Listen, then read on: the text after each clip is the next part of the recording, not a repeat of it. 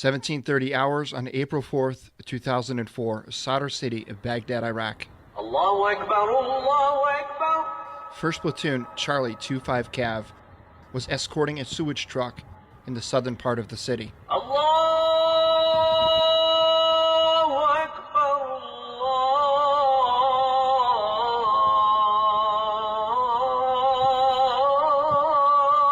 Akbar. 1755 hours as the sun began to set. Ashhadu an la ilaha illallah. 3 large groups of men scattered to the north as the patrol approached. Ashhadu an la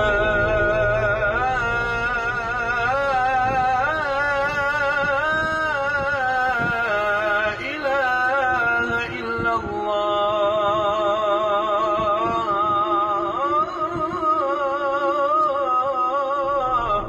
Everyone in the patrol began to scan their sectors. Ashhadu anna Muhammadan Rasulullah. The city of over 2 million people grew eerily quiet. And then, Ashhadu anna Muhammadan Rasulullah. what started as sporadic gunfire quickly became overwhelming from all directions.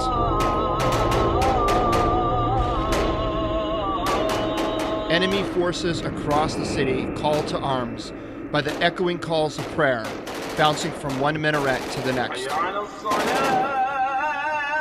This sparked a chain reaction that threw the 1st Brigade Combat Team, 1st Cav Division, headlong into the battle we now call Black Sunday.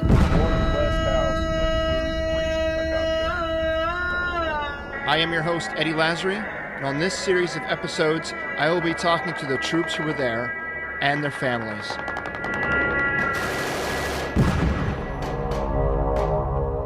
We will be following and discussing The Long Road Home, a 7-part miniseries on the National Geographic Channel.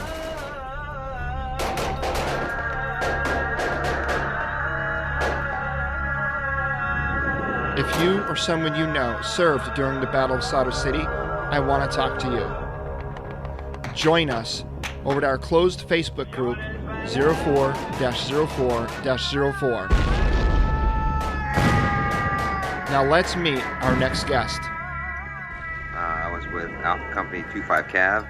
I was part of the Warrior Rescue mission. I was a driver at first and quickly turned into a gunner on a Humvee. This is Specialist Jack Barron of 25 Cav.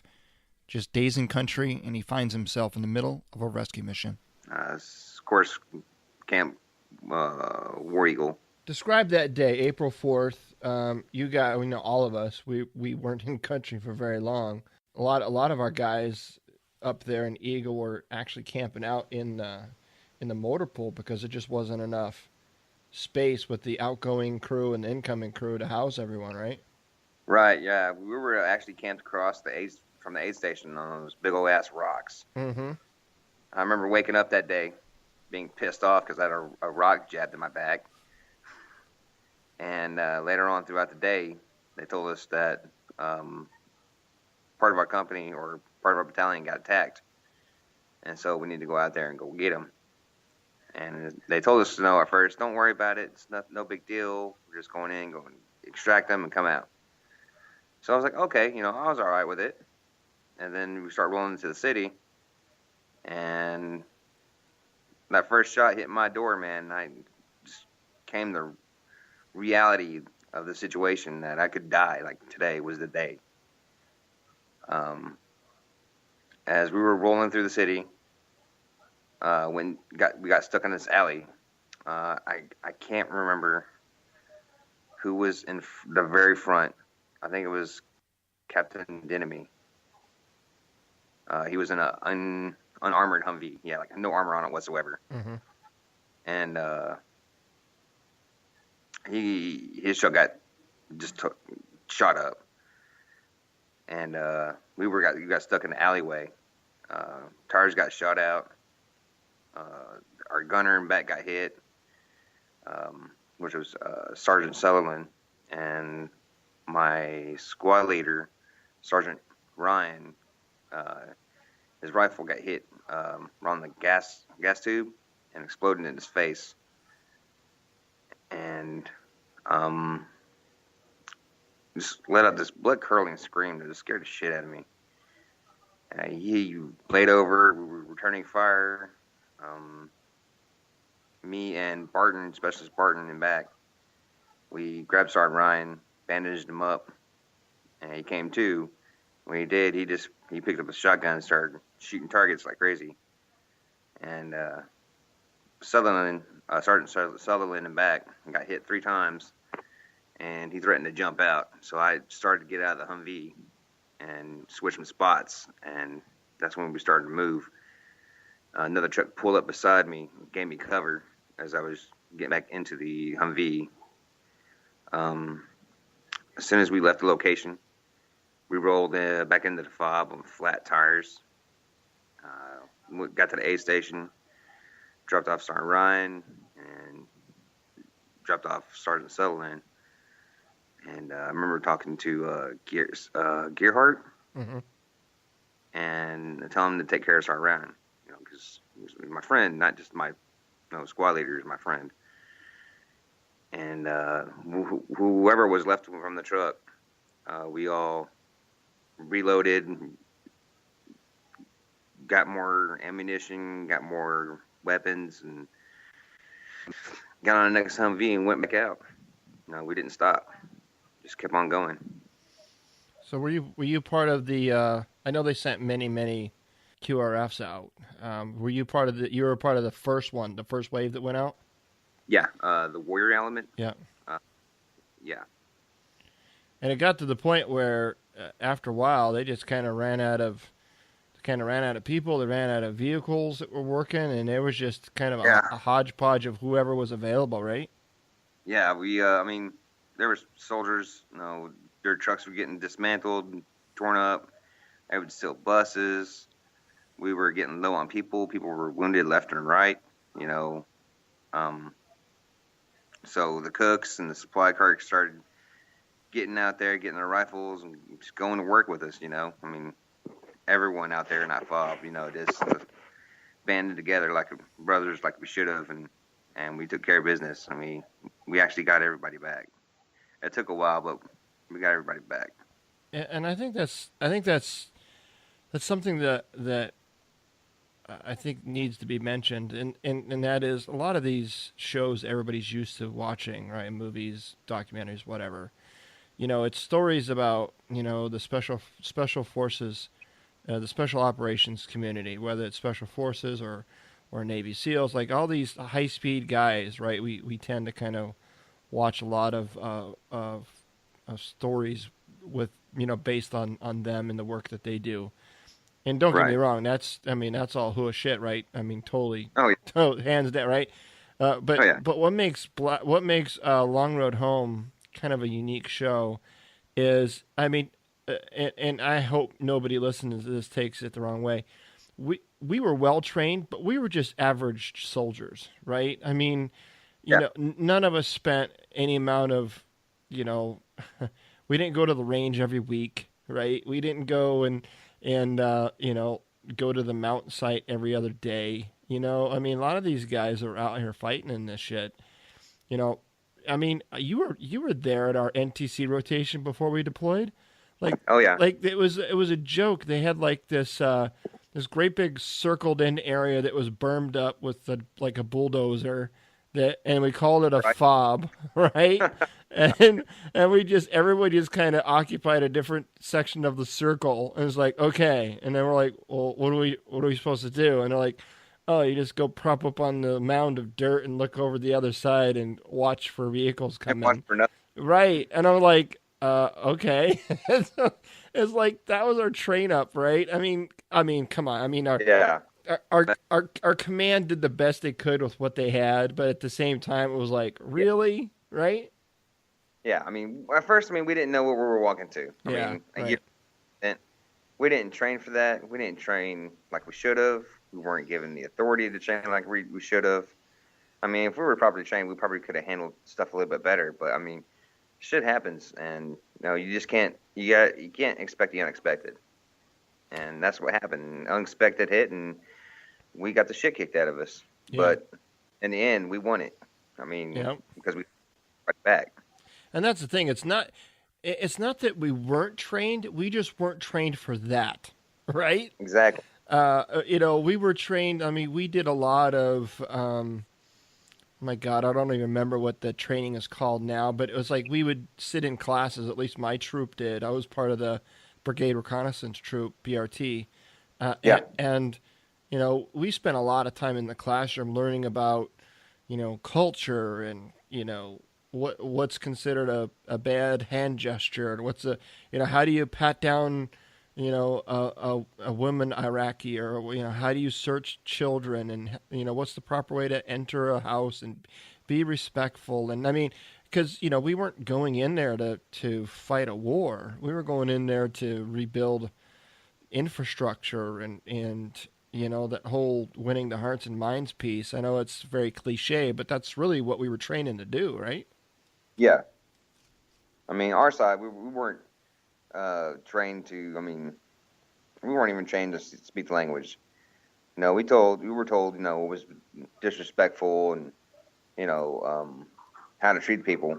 Now, this was a rebuilding mission. This was a peacekeeping mission that we should not expect any kind of gunfire, but be aware of it.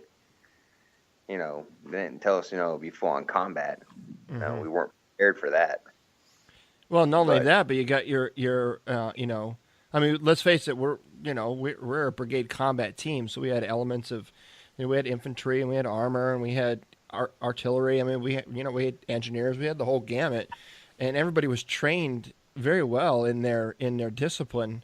However, the tankers didn't go over there with tanks. The Bradley guys didn't go over there with Brads. I mean, exactly. I was a forward observer. I didn't call in a single artillery round, right? I mean, so we were all very well trained in our specialty and our jobs, but we weren't doing that then, right? No, we weren't. Yeah. And I think that's what makes this such an interesting story, is you have a whole bunch of soldiers that were doing things they really weren't trained how to do.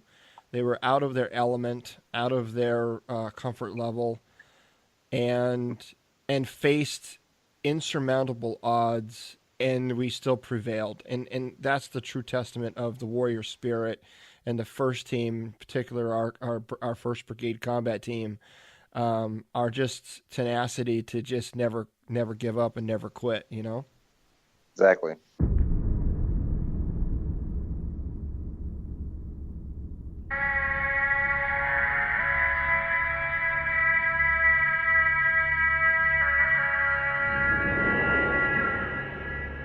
So what was kind of going through your head? You're a specialist, you're a driver, and I mean, you're going in the first time, and there's a pinned down platoon.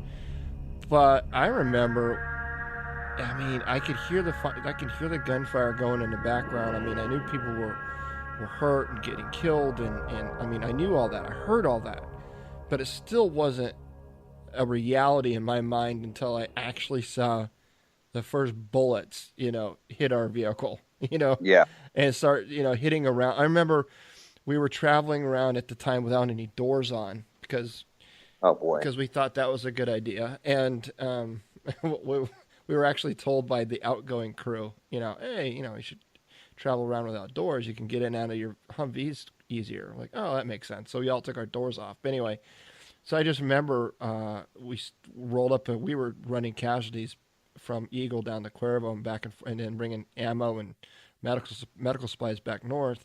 So basically, that was kind of our mission, and we were doing that over and over again all night long. And I remember we were getting pop shots and shot at all the way up and all the way back. And some spots of the routes were really hot, and then next trip they wouldn't be hot, and other spots would be hot. But I remember I was a staff sergeant, team chief, squad leader, so I was lead truck. And I had my doors off, and it was cold. It was cold that night, and I was freezing my ass off. And I just remember just kind of making our trip back up north from Cuervo, back up north to Eagle, and it was dark outside, and I was just kind of glancing down at the ground. Something caught my eye, and I looked down at the hardball, right outside my truck. Yeah. And I could see like sparks. And I remember just thinking to myself, like, it almost looked like, you ever seen like a chain getting drug? If Yeah. you're following a vehicle and a chain's being drug, you can see like the sparks kicking up. Well, Yeah. that's what it looked like. And I'm like, damn, there's a chain being drugged. But I'm like, where the fuck's the chain? Because it's right outside my truck, right? And I'm like, there's no vehicle next to me. I'm like, where the hell is this chain? And then it hits me all of a sudden. It's not chain, those are fucking bullets that are ricocheting off the ground. And causing these little sparks to fly up. And I'm like, holy shit. I'm like, boys, we're getting shot at. And they're like, yes, Art, you just figuring that out? I'm like, I was like, I knew it, but at the same time, it's really hard to actually, and then it's like, the reality sets in. Is like, these guys are actually trying to fucking kill me. It's like, holy shit. And it becomes real. That's when it became real for me. And then when we got to Eagle the first time, we saw basically the aid station was completely, it was overflowing. So the majority of the casualties that I saw were all outside the aid station. Yeah. Now you were bringing in casualties. Were you part of the first wave to bring back the first round of casualties? Yes. Yeah. And you guys kind of probably filtered into the aid station, but then the subsequent trips of casualties came back in the Eagle. There was just really nowhere to put anybody. What was going through your head as you're kind of gearing up to go back out in that mess? To be honest with you, I mean, I was scared out of my damn mind. Yeah. And they told us we didn't have to go back out. They told us no, just sit back and chill. And me personally, I said, fuck that. I just can't leave those guys out there like that. And me and a couple other guys, we got where we could, got in the trucks and went back out. And we were out for days. And once we got word that everyone else got, we came back in, and the whole thing was just so surreal. The very first shot that came by my head, I was like, oh fuck, I'm gonna die. This is it. But I didn't think about it too much. I was just looking for targets. I was looking for anything that was highly possible that would kill me or anybody else, and I shot it. Mm-hmm. Whether it was a guy, a woman, a fucking duck, anything. Had a fucking weapon, I shot it. If it moved and had a weapon, you were shooting it. Hell yeah. Yeah, exactly. I didn't take any. Was the majority of the incoming coming from the rooftops, or was it ground level, or was it both? The very first, when we got stuck in the alleyway, it was coming from the rooftop. Yeah. And I quickly came to the realization. I was sitting beside Specialist Barton in the back seat. We both looked at each other and we looked up and we realized that, hey, we don't have armor over our heads. We have a fucking sheet of plywood. Mm-hmm. It's like, what the fuck? We have armored doors. That's the only armor we had. So, I mean, it was by the luck of God that we didn't get shot at from above too much. Right. I mean, we had come through, but it was, they all missed. So someone was watching over us that day. Yeah. And we didn't even have the ballistic windshields yet at this point. We eventually got them, and we kind of welded on our own makeshift armor on top of our doors, and we put sandbags in the floorboard. I mean, we did what we could with what we had, and we eventually kind of welded like a gunner shield around the gunner a little bit. Yeah. You know what I mean? But that wasn't until much later in our deployment. This night we were we were out there naked, man. I mean, every once in a while I would drive a Bradley, but most of the time I was a gunner up top of the Humvee, and I didn't have any side cover or anything like that. I was like a I was just out there. I Mm-hmm. was a fucking silhouette. Yeah. I'm a big guy. I ain't small by any means. So, I mean, You, I was a pretty good target. you feel like you're on a nude beach at like 30 below zero, right? Exactly. Completely Exactly. exposed, right? Oh yeah, man. I felt naked. Hell yeah. And you know what? And that's the thing is in that fear, right? I mean, and that's the thing. Anybody that goes through that says, "Oh, I wasn't afraid," I'm like, you're so full of shit, man. Bullshit. You're full of shit. Everybody was fucking afraid. It wasn't about not being afraid. That's not, to me, courage isn't absence of fear. It's your ability to continue to do your job in the presence of that fear. That's what courage is to Exactly. me. You know what I mean? Yes. And yeah, man, we were all scared. But it's no one could look themselves in the mirror and say, I knew my buddies and my we say buddies, fucking we didn't know half these people, but it didn't matter. They were our guys, right? Exactly. And my guys are out there pinned down, getting shot up. And there's no way I could ever look myself in the mirror again if I just sit and do nothing. Yeah, Um, I couldn't give up. I refused. yeah, I man. mean, I was out there like that. So is this something that like how long were you in? When did you get out? I got out after the deployment. Yeah, me too. Yeah, Yeah, I, I had that shit. yeah. I did my 10 years. Sergeant Major called me in his office, and because I ended up getting I got extended past my ETS date, and so I get I called. actually volunteered. What's that? I actually volunteered. Yeah, I did too. I had a choice to either get out before we deployed or volunteer to stay in long enough to get hit with the stop loss. And I'm like, there's no way I'm trained my guys for the last 3-4 years and not go to the big show with them. You know what I mean? And like Yeah, so. exactly. So I volunteered and got stop lost. So I was past my ETS date when I was in country.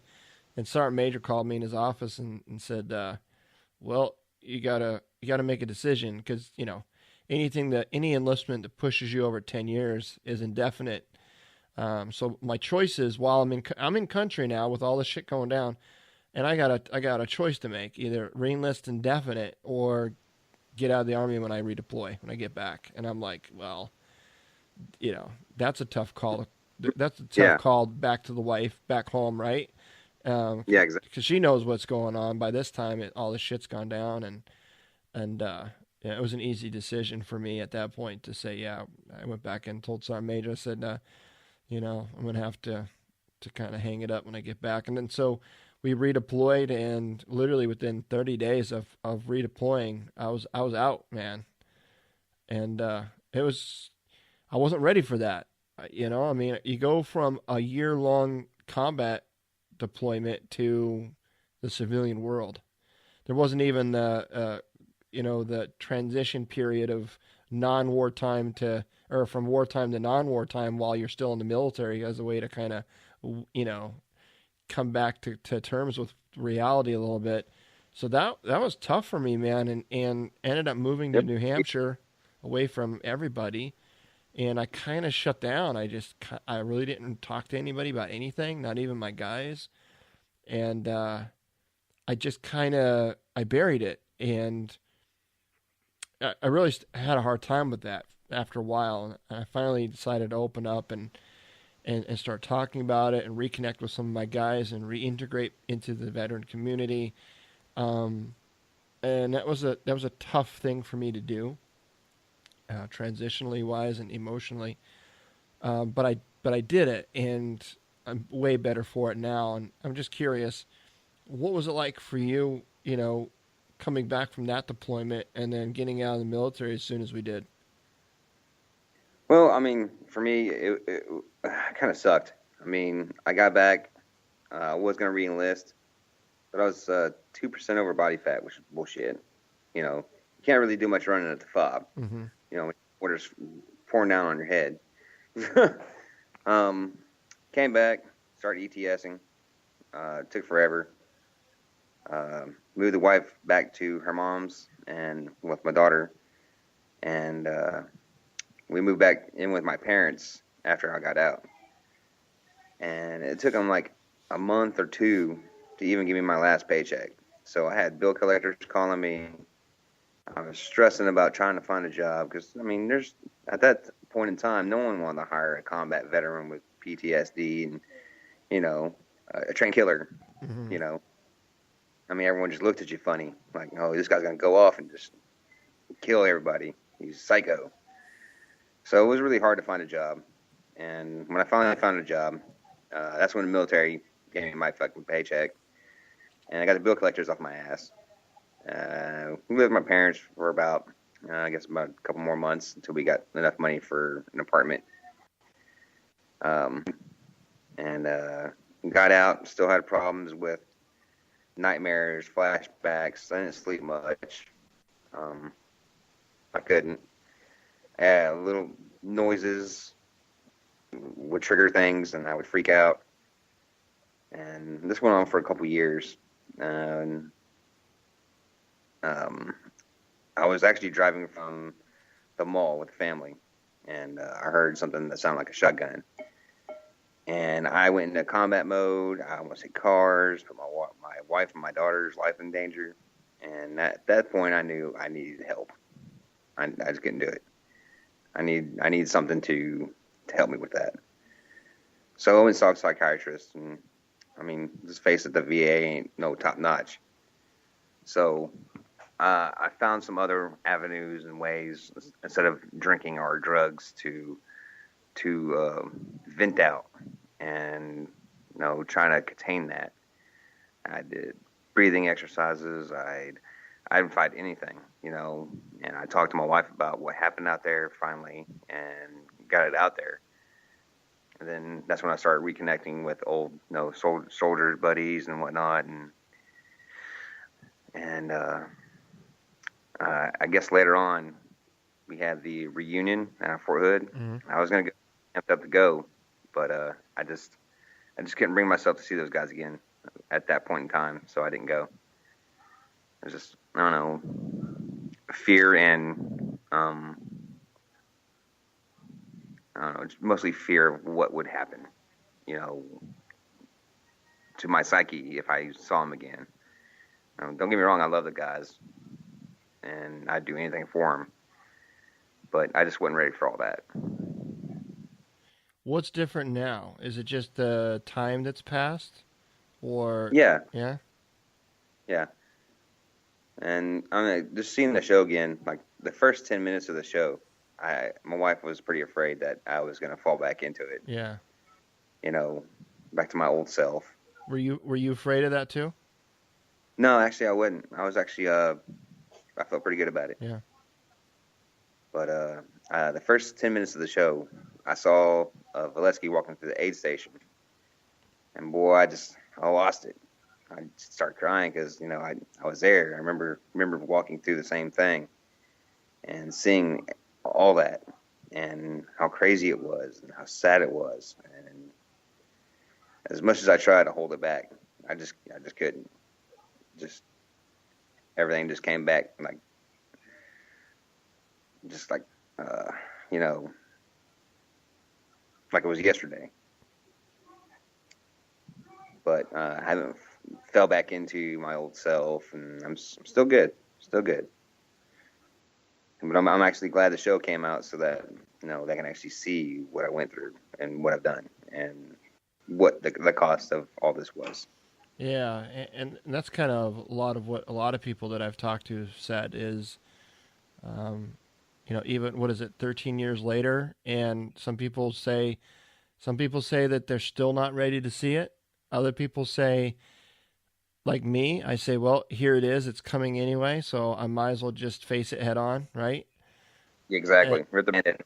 Right. And then there's other people that are other people that are would have been okay with it, you know, 10 years ago. But for me, if Long Road Home would have come out 10 years ago, you know, only a couple of years past our redeployment, I definitely wouldn't have been ready to see it then. No. Then, you know what I mean?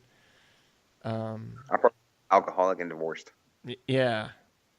And it's hard to describe to people, you know, because some people have asked me, what do you mean you couldn't, like, why would it be hard for you to see it? And they're not asking the question because they're poking the bear, or they are looking down on that. They're curious, They're like, why? What makes it hard to watch? It's because, we've all seen Hamburger Hill and Full Metal Jacket and Band of Brothers. I mean, everybody watches those, and sometimes those are hard to Like, watch what's the too. big deal? Yeah, but this was different. The Band of Brothers, or the Long Road Home is different because it's a story about our era of warfare, but more than that, it's a story about us. Yeah. And it's hard to see. It's hard to relive a lot of those emotions, a lot of those feelings. There's a couple. I was a forward observer, so I was assigned to 1st Battalion, 82nd Field Artillery, but I was attached to the BRT. So Right. there was a couple of the 182 guys that died that day. I knew those guys. Yeah. And I didn't even know. I knew one of them died that day, but I didn't find out about the other one until many. There was just a lot of stuff that was going on even days after all that happened. That the phones were black. Nobody could move anywhere. Everybody was kind of locked down. There was no communication.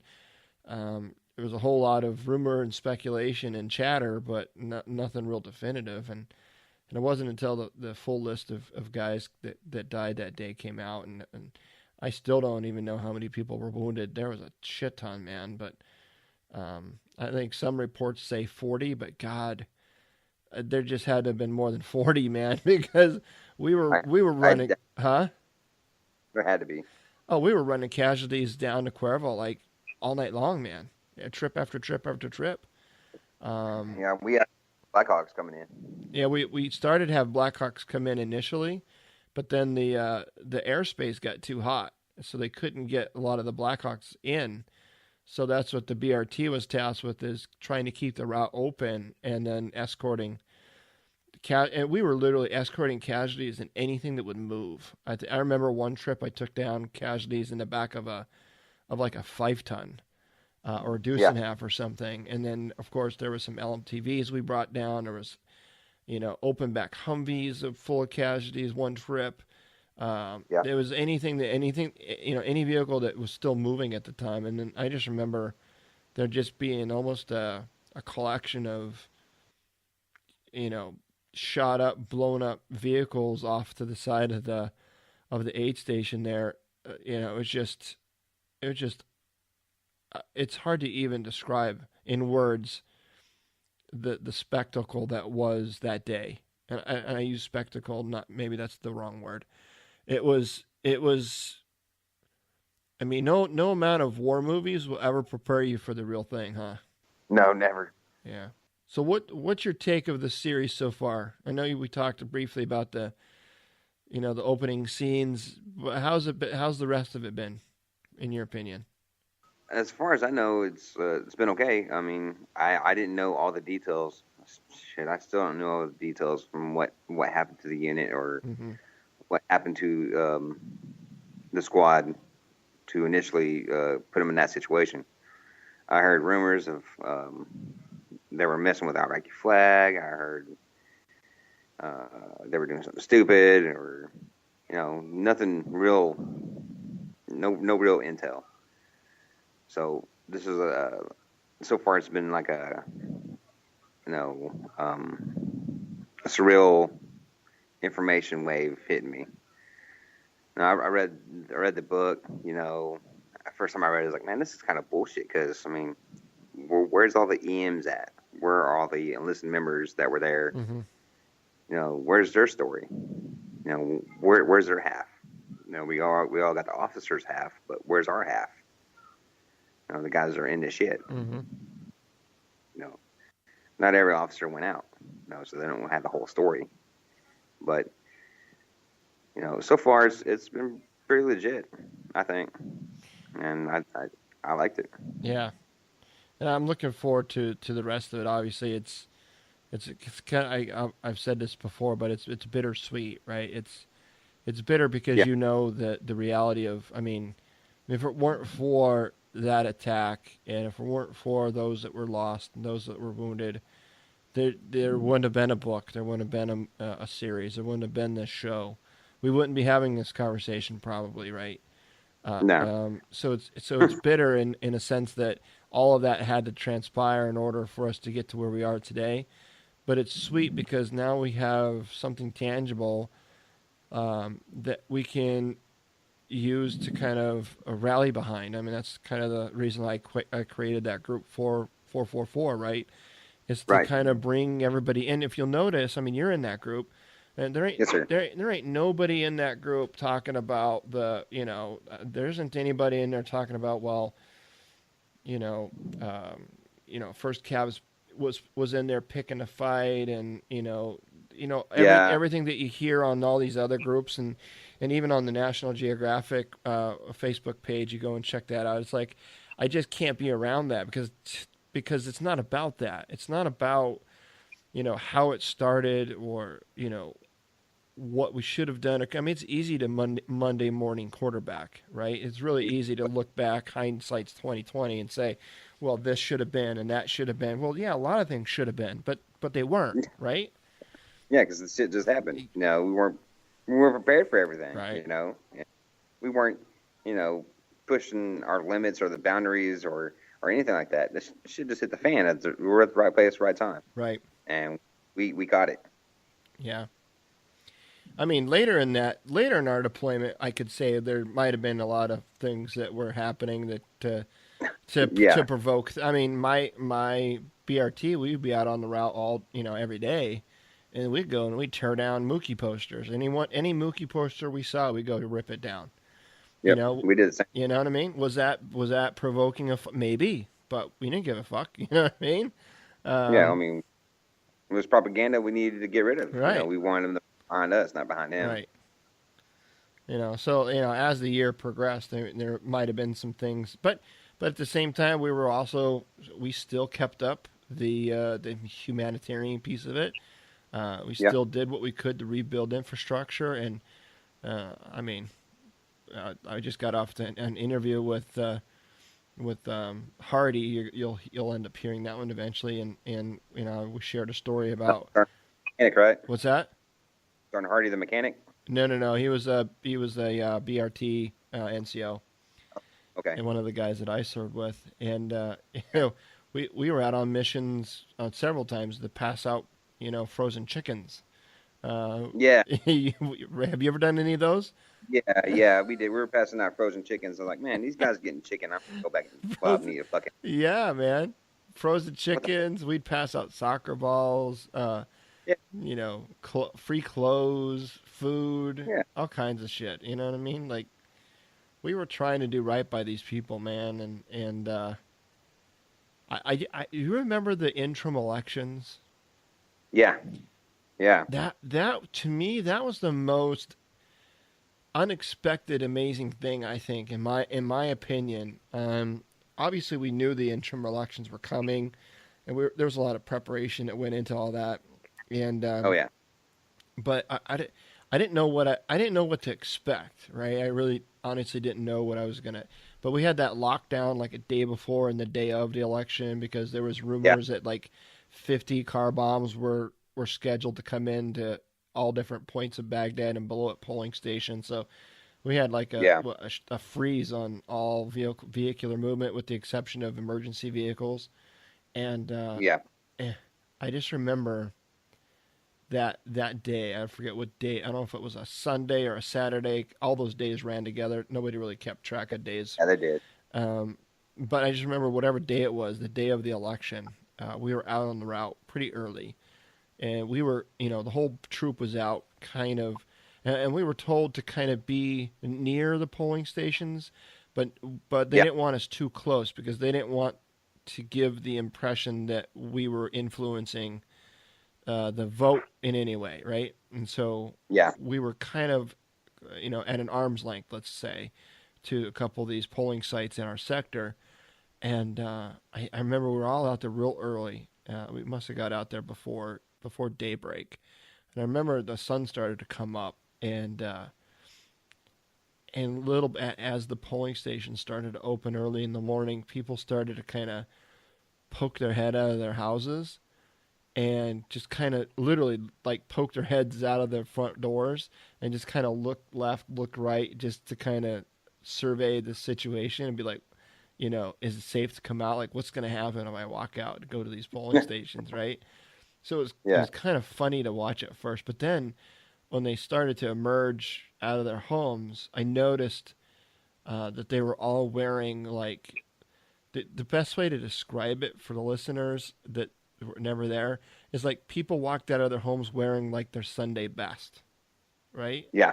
It was like the nicest clothes that they had on. Like a lot of the males didn't wear like the traditional headdress and things like that. But that day, the election day, they did. Like it was all formal and it was almost like everybody was going to a wedding, right? That's kind of what the feeling was. And I just remember thinking, this day of free election, the first that they had in over 30 years, and they're all coming out wearing their best clothes. It kind of it hit me, man, because it was like they were really paying homage and respect to the event that it truly was, that historical moment. Not just it being a free election. I mean, women. It was the first time women got to vote. Yeah, right. And now, like, wow, just to be a part of that. Yeah, and that's when I was like, that was the moment where I'm like, okay, that's why I'm here. You know what I mean?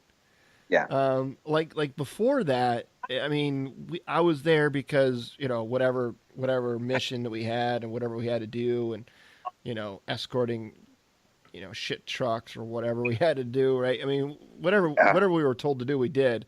But in terms of like the holistic why we were there, I mean, that's when it finally hit me. I was like, oh, okay, like this is important. This is like legit important shit, and I get to be a part of it. You know what I mean? Yeah.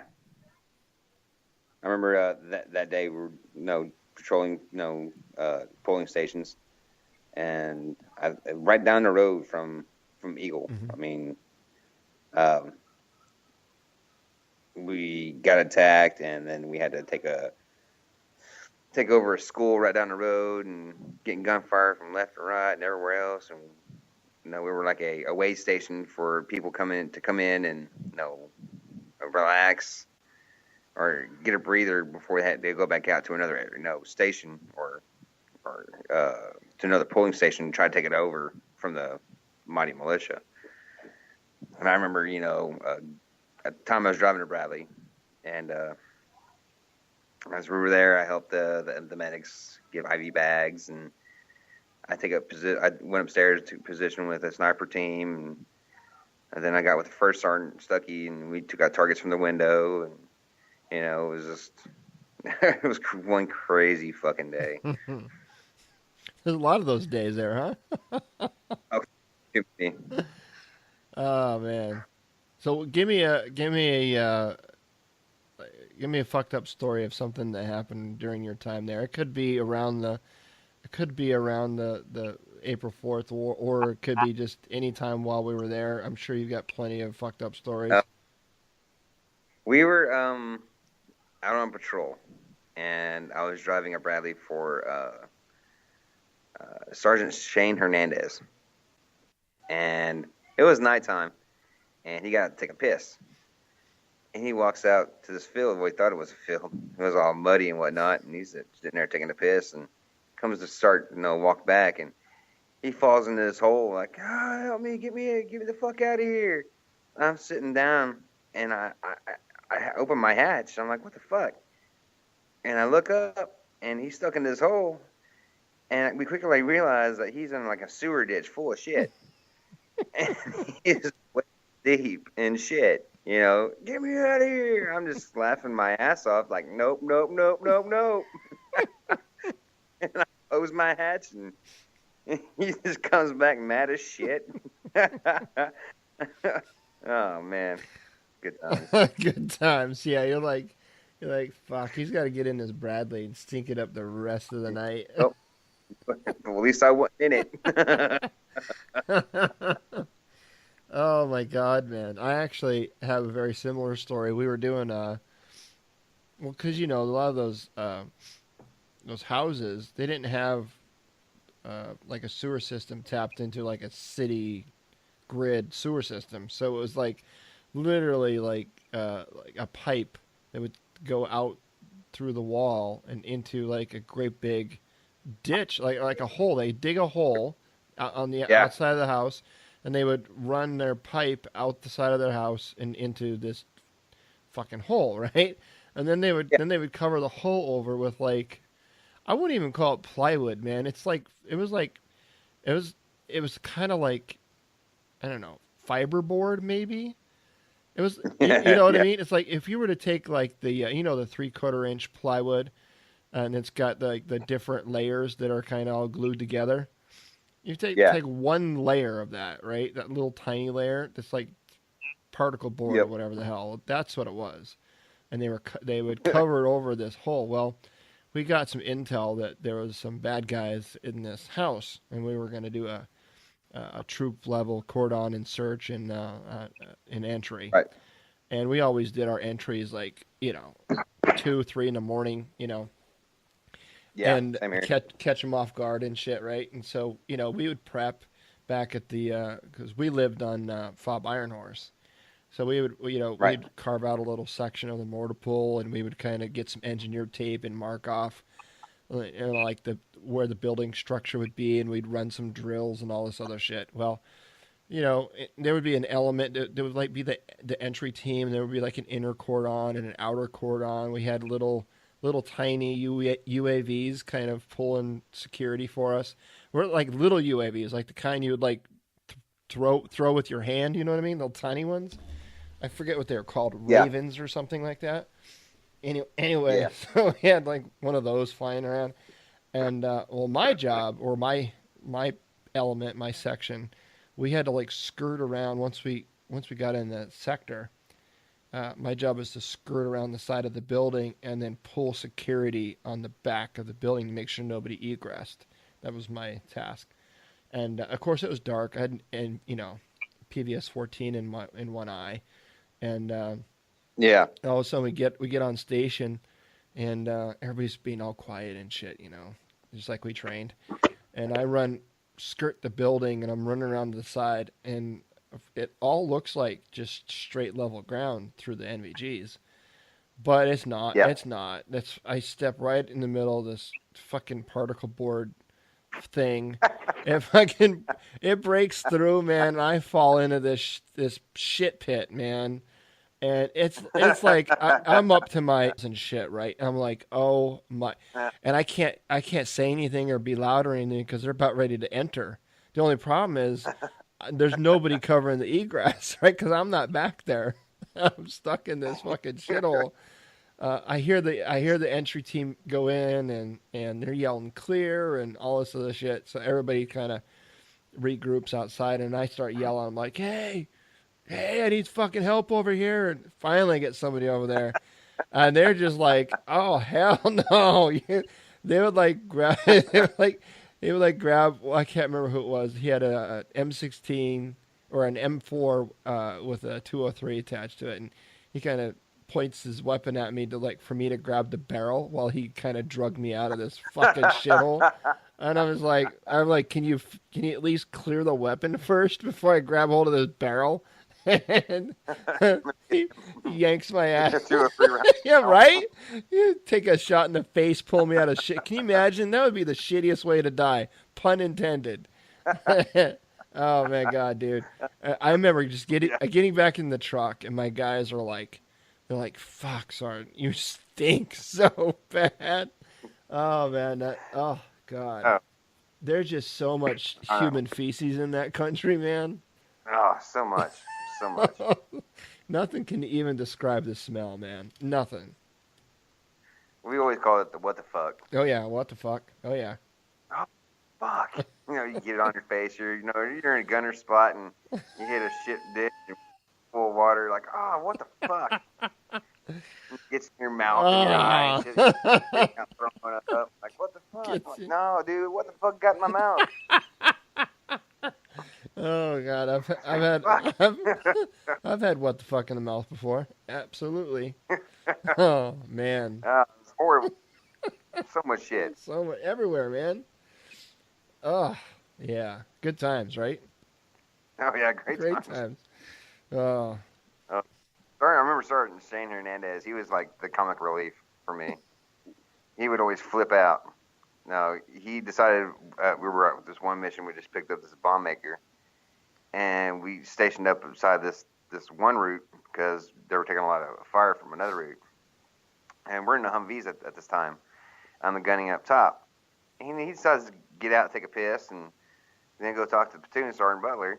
And as he's walking back, an RPG starts flying by right beside him and hits a building across the street. And he skitzes out, tries to run as fast as he can, falls on the rocks, busts his ass, gets back up. And I was like, man, what a fucking clown show. I'm just laughing my ass off the whole time. What the fuck, dude? No, that's the other thing too. Is you watch these war movies, right?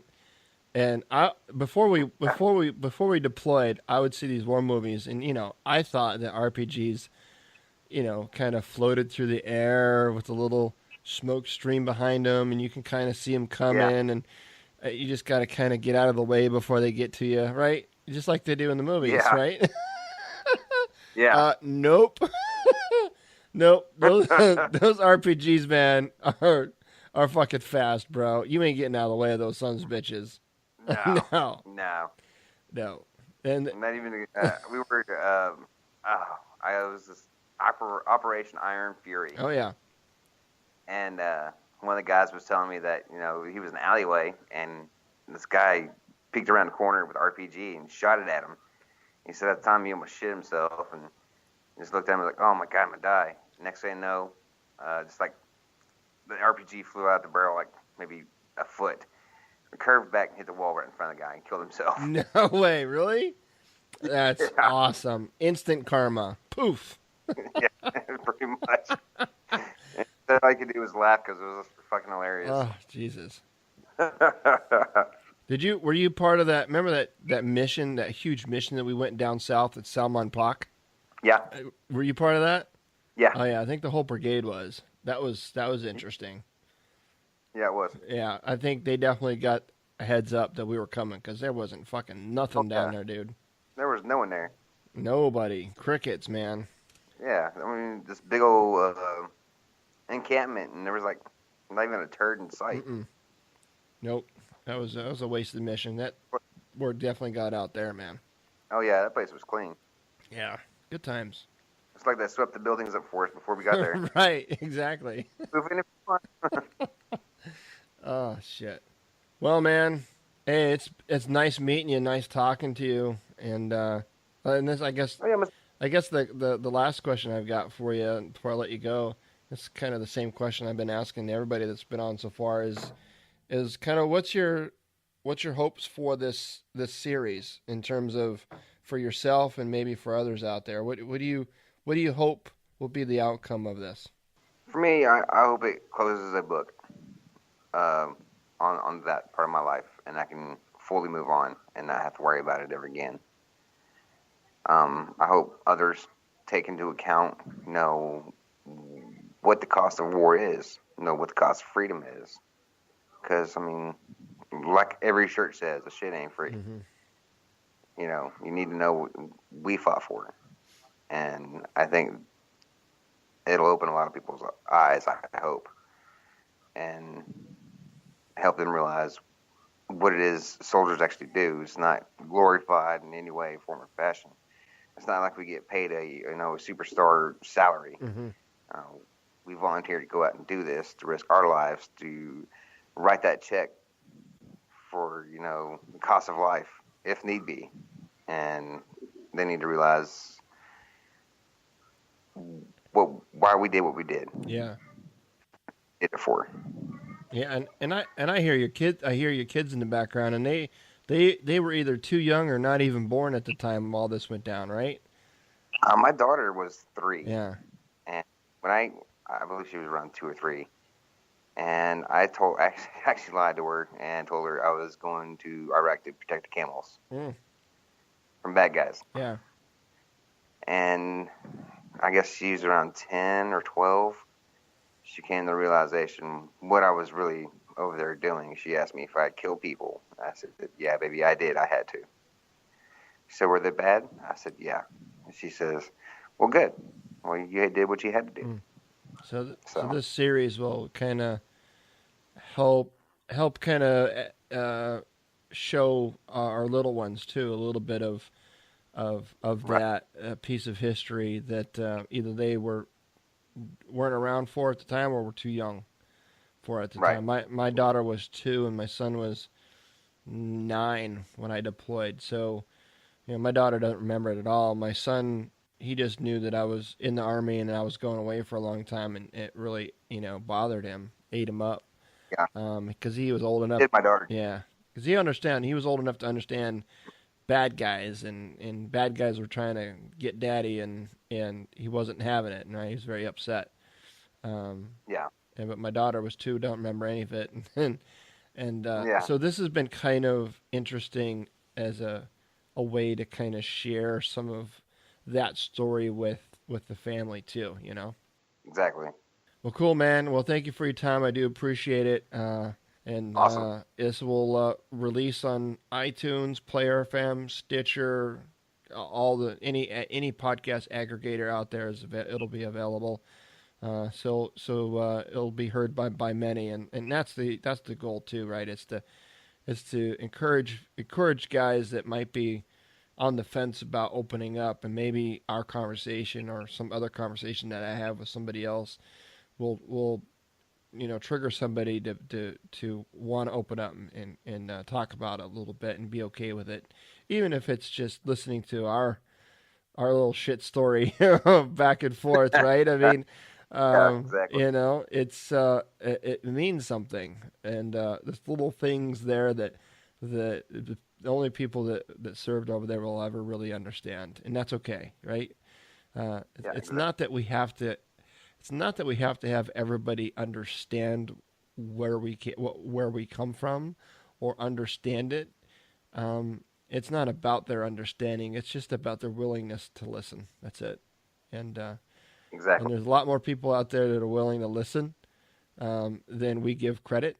And I think if we just open up our mouths and actually do some talking, you'll find that there'll be more than one person in your ecosystem, in your sphere of folks in your life that are willing to listen to what you have to say. And I think that's, at the end of the day, man, what it really comes down to is it. That's it. Just opening up and sharing a story. It doesn't have to be prophetic. It doesn't have to, be, doesn't have to have a moral in the story. It could just be a shitty story. Yeah, exactly. And it, Talked about that. yeah, man, that's what it's about, man. Because those are the stories you remember, man. Nobody remembers the boring ass Groundhog Days where you you did the same shit every single day, and those days all are a big blur, right? You remember the funny shit that happens in war, and you remember the hard times and the memories that, right? And those are the days and times that you remember, and those are important to remember, and they're important to share. And thanks for coming on, man, and being courageous enough to share your story. I appreciate it. Yes, sir. Thank you. Well, I hope you enjoyed this episode with Jack. I know I did. Be sure to subscribe to Change Your POV podcast to ensure that you don't miss any of these outstanding episodes. You can also check out the podcast series by heading over to changeyourpov.com. And if you're not part of the closed Facebook group yet, go check that out right now. Just head over to Facebook and search for the group 04-04-04. I'll see you guys next time. This is Rogue One out.